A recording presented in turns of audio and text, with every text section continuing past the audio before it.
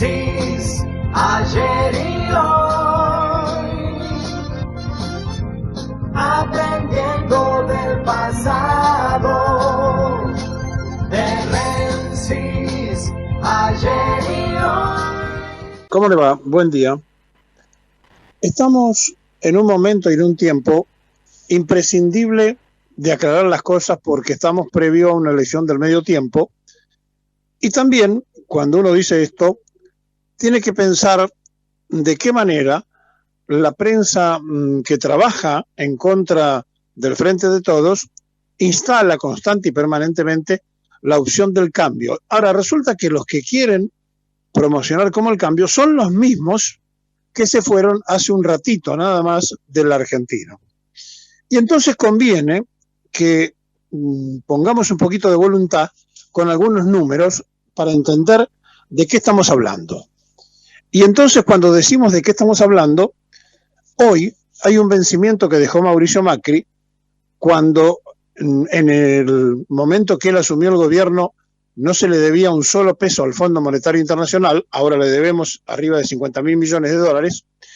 Digamos que de ese vencimiento hoy hay que pagar con reservas, con su trabajo, el mío, el ahorro de todos nosotros, 345.000 millones de dólares. Y después, en marzo, tenemos otro vencimiento que ya ronda los 4.000 y algo de millones de dólares. Bien. Quiere decir que cuando Macri asumió no teníamos deuda con el Fondo Monetario, cero deuda. Y ahora estamos arriba de 50.000 millones de dólares. Pero esta no es la única cifra, porque nos estaríamos engañando nosotros mismos si dijéramos que esto es lo único que ha variado en la Argentina con el cambio de gobierno. No, no es lo único. Hemos tenido y tenemos números para mostrar y darnos cuenta de qué han hecho durante 4 años los radicales, la coalición cívica, el Partido Demócrata, el Partido FE y por supuesto el PRO, integrantes de la coalición que con el nombre de Juntos para el Cambio dijeron que ahora se van a llamar solamente Juntos porque claro, el cambio ya lo hicieron. ¿Y saben cuál fue el cambio? Escuchen los números que les voy a dar, porque así nos vamos a poner todos de acuerdo de lo que estamos hablando. La pobreza en el año 2015, la que lastima, la que lacera en un país como el nuestro, absolutamente rico y empobrecido por las malas administraciones, alcanzaba con el gobierno de Cristina al 29%.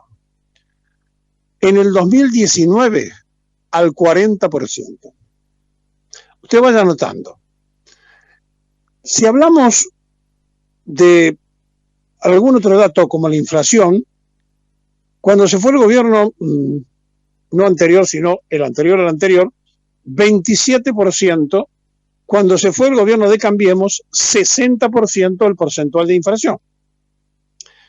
Podemos tomar, por ejemplo, otros datos como la desocupación. En el año que estamos hablando, 2015, Macri recibió un gobierno con el 5.5% de desocupados. Lo entregó con el 12% de gente sin trabajo. Pero podemos seguir para darnos cuenta y hablar un poco de los jubilados, de la mínima.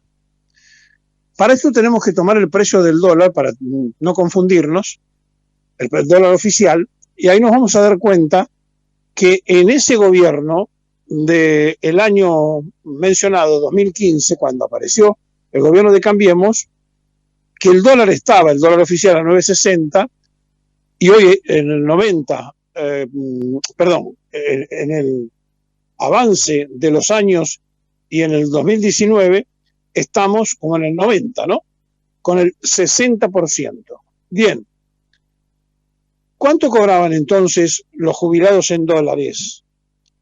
Para darnos cuenta si esto servía o no servía. Y ahí vamos a enterarnos de qué manera se fue modificando la composición.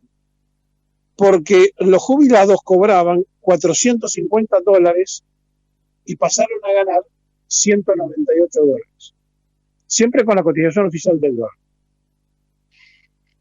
Todo esto pasó en los misteriosos 4 años del ingeniero. Pero además de esto que estamos apuntando, el PBI, la deuda pública del PBI, era cuando asumió Macri del 26% en diciembre, cuando él asumió, y la entregó con el 98% del PBI comprometido. Entonces, cuando habla Cornejo, cuando habla Vidal, cuando habla Santilli, cuando habla el médico este que apareció en escena ahora, o cuando habla Ocaña, o cualquiera de ellos, o Iglesias, son todos iguales. Y son los que le dieron a la Argentina esta realidad que le mencioné. Destrozaron un país en 4 años, pero quieren seguir siendo la alternativa. Y así lo presenta Clarín, así lo presenta La Nación, y así trabajan los medios que responden a esa forma de pensar y sostener, diciendo que ellos son el cambio. Miren, no se animaron a decir que eran el cambio porque el cambio ya lo habían hecho. Entonces ahora dicen que son juntos. Tampoco están juntos, están todos peleados. Y entonces es ficticio lo que se le presenta a la sociedad. Claro, si nosotros tenemos en cuenta después que no nos gustan a lo mejor los candidatos que llevan al frente de todo, el caso de los porteños que andan desesperados porque tienen que votar a un candidato alfonsinista que encabeza la lista porque se le ocurrió al presidente, bueno, el presidente puso un socialdemócrata. Y este socialdemócrata, que era de los irrompibles alfonsinista, no va a tener el voto ni radical y a lo mejor metemos ni peronista. Pero en esa misma lista está un hombre del PC como Heller, que lo puso Cristina. Y en el medio está Maciota, que lo puso el presidente Santamaría. En todo caso, Fernández, Cristina y Santamaría deberán dar explicaciones por qué armaron una lista donde no aparece un solo peronista para candidatos a diputados nacionales por la capital. Pero eso es otro tema, en todo caso, de la interna del Frente de Todos. Yo lo que le quería presentar y le quería mostrar era la realidad de estos números que la verdad asustan, porque hicieron lo imposible por destrozar a la Argentina y lo lograron. Si tenemos que ir para atrás al último gobierno radical, tenemos que pensar en Fernando de la Rúa, que se fue con muertos y en un helicóptero. Si tenemos que ir más atrás, tenemos que pensar en la hiperinflación de Alfonsín, que se fue 6 meses antes. ¿Qué ofrecen los radicales para el futuro con el pasado que tienen? ¿Cuál es la opción de Cornejo? ¿Cuál es la opción de Iglesias, el casaperonista que anda solamente preocupado por hablar mal de Perón o de Evita o del peronismo porque no tiene otro argumento, el profesor de educación física, que ahora lo llevan como reelección en la capital? ¿Cuáles son los planes que tienen para que la sociedad argentina digan, no me gustan los que están, pero voy a votar a los que lo pueden cambiar?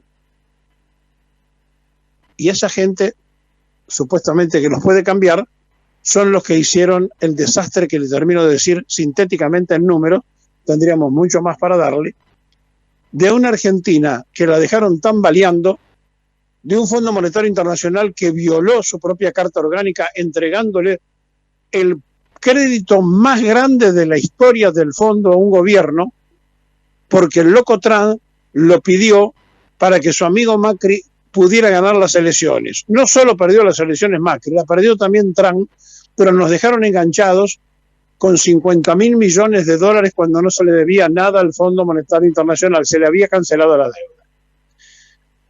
Entonces, antes de poner el voto, antes de quejarnos porque a mí tampoco me gustan los candidatos a lo mejor del Frente de Todo, pensemos que enfrente están los de la Unión Cívica Radical, los de la Coalición Cívica, los del Partido Fe que se reciclaron porque ahora pegaron el salto para el otro lado, los del Partido Demócrata de Mendoza, etcétera, etcétera, que hicieron el desastre que le termino de decir. Cada quien que vote al que le parezca, pero los números gobiernan al mundo, diría Pitágoras.